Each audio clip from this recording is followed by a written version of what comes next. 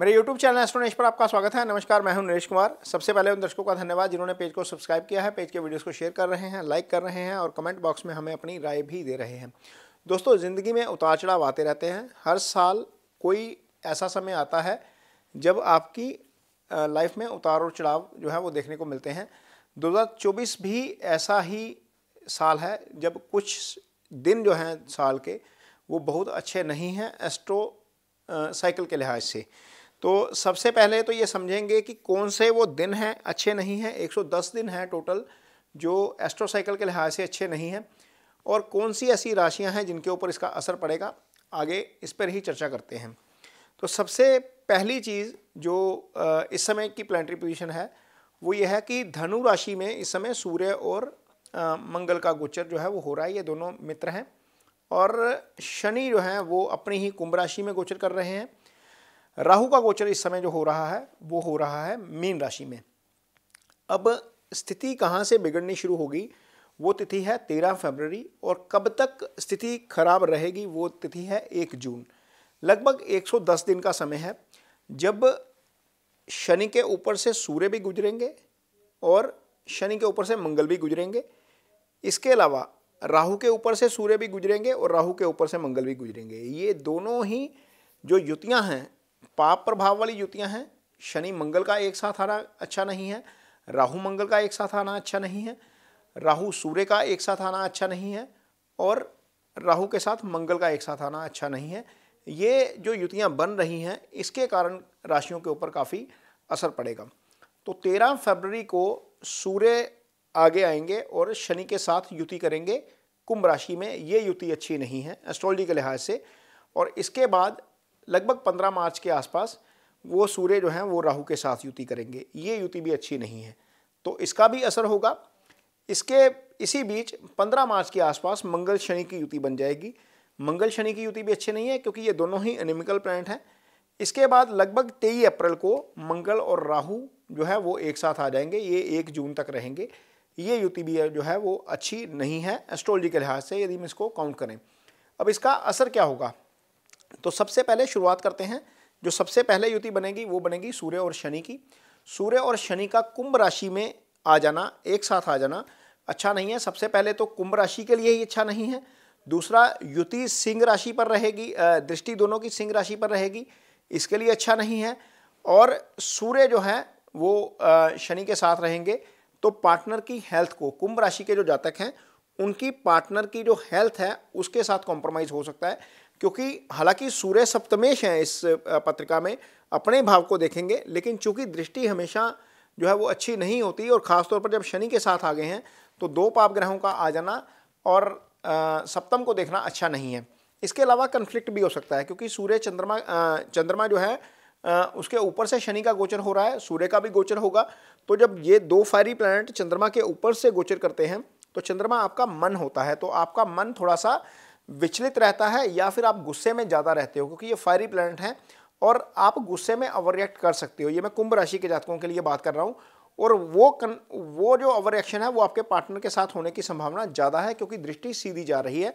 तो यहाँ पर कुंभ राशि के जातकों को क्या करना है, थोड़ा सा तो अपना टेम्परामेंट जो है वो कंट्रोल में रखना है, ताकि ज़्यादा टेम्परामेंट खराब होने की स्थिति में आपके पार्टनर के साथ रिलेशन ना बिगड़े। दूसरी चीज़, अपने पार्टनर की हेल्थ का ध्यान रखना है। ये कुंभ राशि के जातकों के लिए है।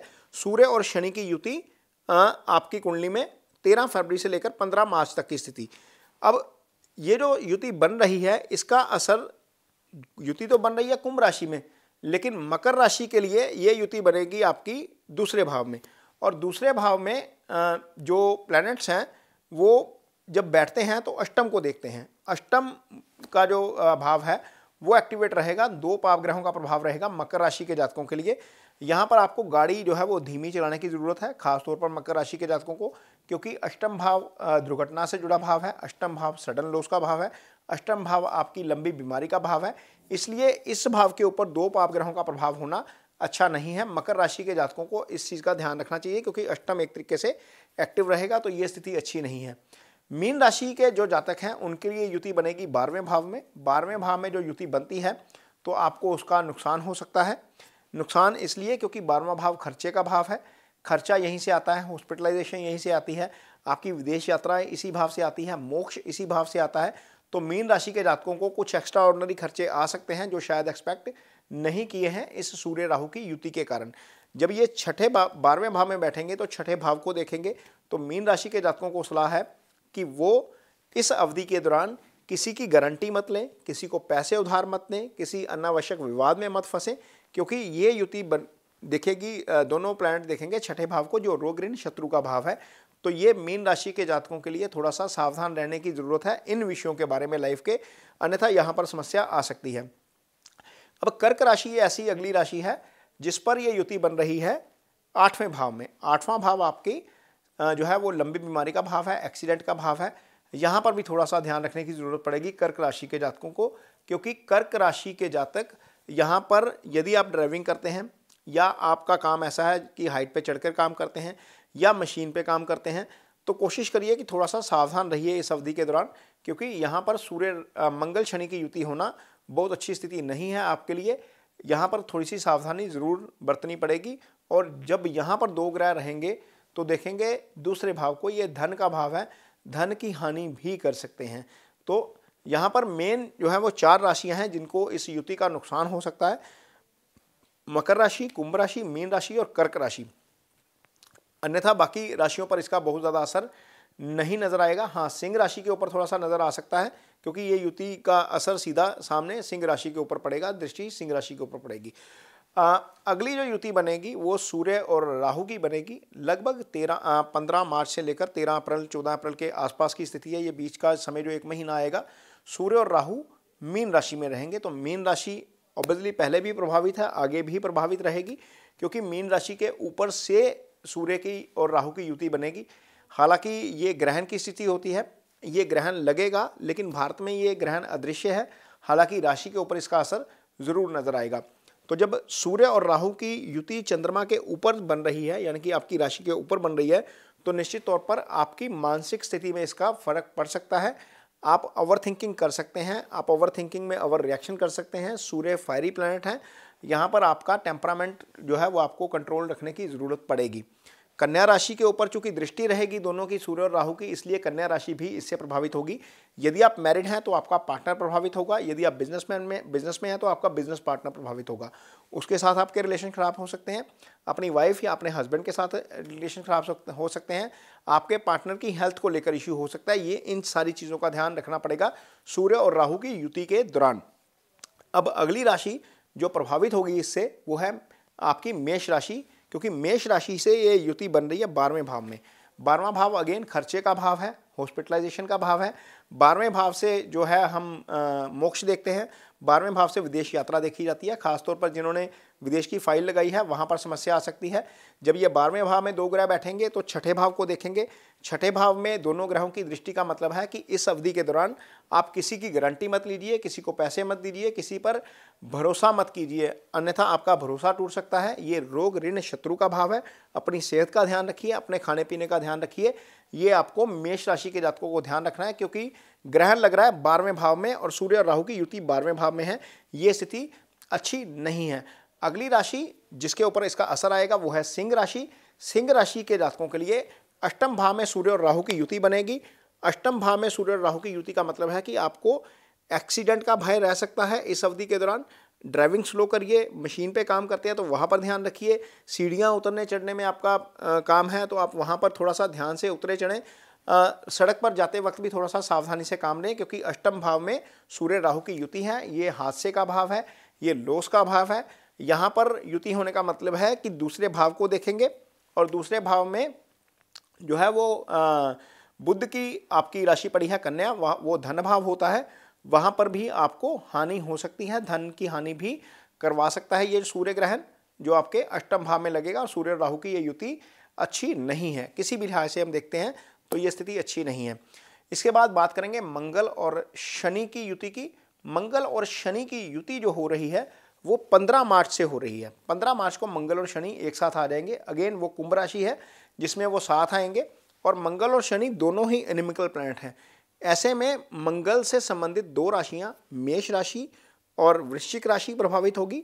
इसके अलावा जिस राशि के ऊपर ये युति बनी है कुंभ राशि, और जिस राशि को ये दोनों प्लैनेट देखेंगे, सिंह राशि, वहां पर इसका संकट देखने को मिल सकता है, क्योंकि जो मंगल है वो फायरी प्लैनेट है। दुश्मन के घर में जाकर दुश्मन के साथ बैठ जाएंगे तो उससे नुकसान होगा, खास तौर पर पार्टनर को।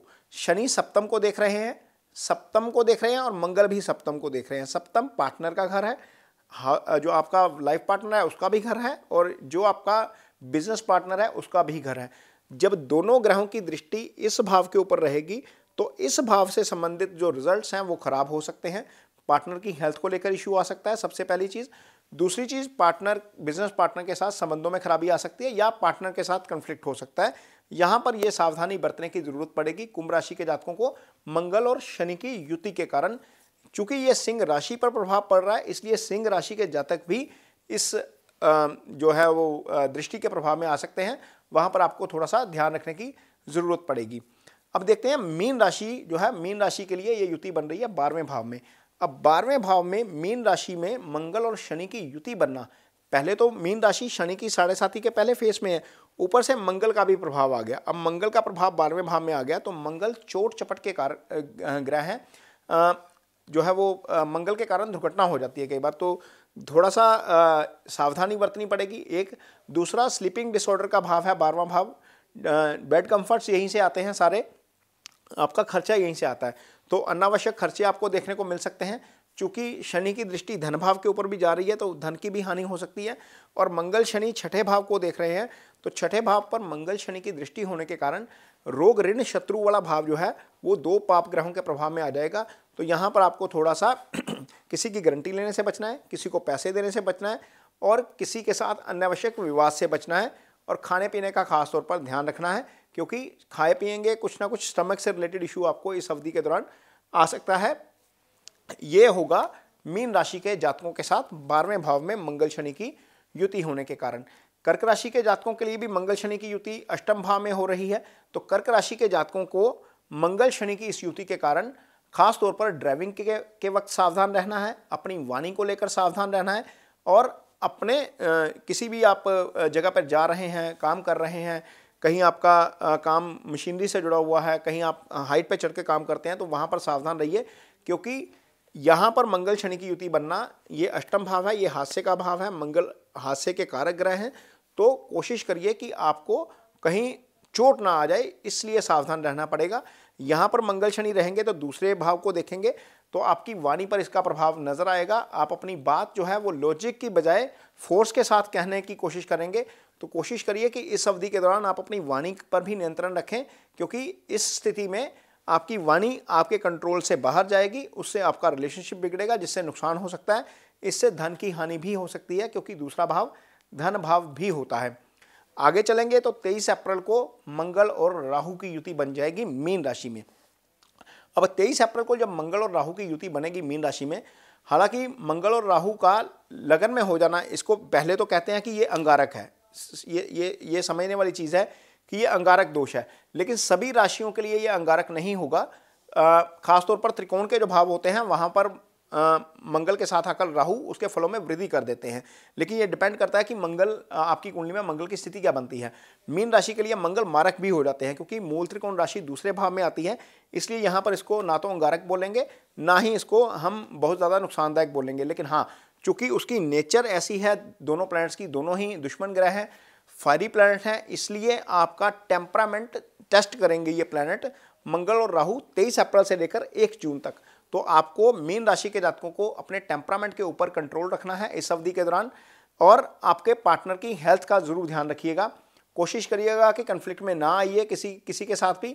आपके पार्टनर के साथ खासतौर पर कन्फ्लिक्ट हो सकता है, क्योंकि दोनों मंगल और राहु दोनों की दृष्टि जो है वो सप्तम भाव पर रहेगी, और सप्तम भाव के ऊपर दृष्टि होने का मतलब है कि पार्टनर की हेल्थ को लेकर इशू हो सकता है, पार्टनर के साथ कन्फ्लिक्ट हो सकता है। ये मीन राशि के जातकों को ध्यान रखना है। अगली राशि जो मंगल राहु की युति से प्रभावित होगी वो है आपकी मेष राशि, जिसके लिए ये युति 12वें भाव में बन रही है।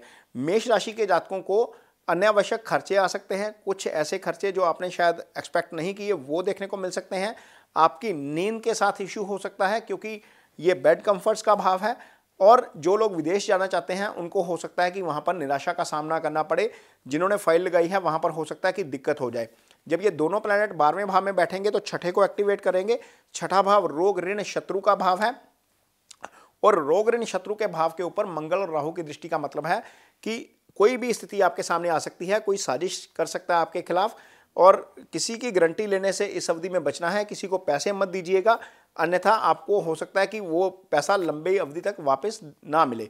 तो ये स्थिति रहेगी आपके लिए मेष राशि के जातकों के लिए, जिनके लिए युति 12वें भाव में बन रही है, तो वहां पर थोड़ा सा ध्यान रखने की जरूरत पड़ेगी। अगली राशि है सिंह राशि, जिसके लिए युति बन रही है 8वें भाव में। 8वें भाव में मंगल राहु की युति का मतलब है कि ये दुर्घटना का भाव है, यहाँ पर दुर्घटना से बचने की जरूरत है। हादसे का भाव है, एक्सीडेंट यहाँ से देखा जाता है, लंबी बीमारी यहाँ से देखी जाती है। कोशिश करिए यदि डॉक्टर ने सजेस्ट की है कोई मेडिसिन तो उसको रूटीन में लें, उसके दौरान लापरवाही मत बरतिए। हाइट पर चढ़ने वाले काम, ड्राइविंग के साथ काम, ड्राइविंग के दौरान करने वाले काम, जो ड्राइविंग का काम ही करते हैं, या ऐसे लोग जो मशीनरी पे काम करते हैं, खासतौर पर अपना ध्यान रखें। अपनी वाणी पर खासतौर पर नियंत्रण रखें, क्योंकि मंगल राहु दोनों ही दूसरे भाव को देखेंगे जहाँ से हम वाणी देखते हैं। ये धन भाव भी है, इसलिए यहाँ पर ये कुटुंब भाव भी है। हो सकता है कि आपका अपने कुटुंब के साथ कहीं ना कहीं कोई कंट्रोवर्सी हो जाए, हो सकता है कि धन की हानि इस अवधि के दौरान हो जाए। तो ये मंगल राहु की युति करेगी सिंह राशि के जातकों के लिए, ये अच्छी नहीं है। तो आपको ये वीडियो देखकर लग रहा होगा कि बहुत सारी चीज़ें जो है वो नेगेटिव ही बोल दी गई हैं। नेगेटिव उन्हीं राशियों के लिए बोली गई हैं जहां पर यह प्रभाव नजर आ सकता है। खासतौर पर मकर राशि, कुंभ राशि, मीन राशि, ये 3 राशियां, और मेष राशि के अलावा कर्क और सिंह राशि, ये 6 राशियां हैं जो इस गोचर जो होने जा रहा है अगले 4-5 महीनों में, जो युतियां बनने जा रही हैं उसके प्रभाव में आएंगी। तो इस चीज़ का आपको ध्यान रहे। ये सावधानी के लिए वीडियो बनाया गया है, ये किसी को डराने के लिए नहीं है। इसको यदि हम सावधानी बरतेंगे, ज्योतिष का सही इस्तेमाल करेंगे, तो बहुत सारी जो है वो नुकसान जो है होते हैं लाइफ में, उससे हम बच सकते हैं। तो ये वीडियो आपको कैसा लगा, इस पर कमेंट बॉक्स में अपनी राय जरूर दीजिए। यदि ये वीडियो अच्छा लगे तो उसे शेयर जरूर करिए, पेज को सब्सक्राइब जरूर करिए। इसके साथ ही मुझे दीजिए इजाज़त। नमस्कार।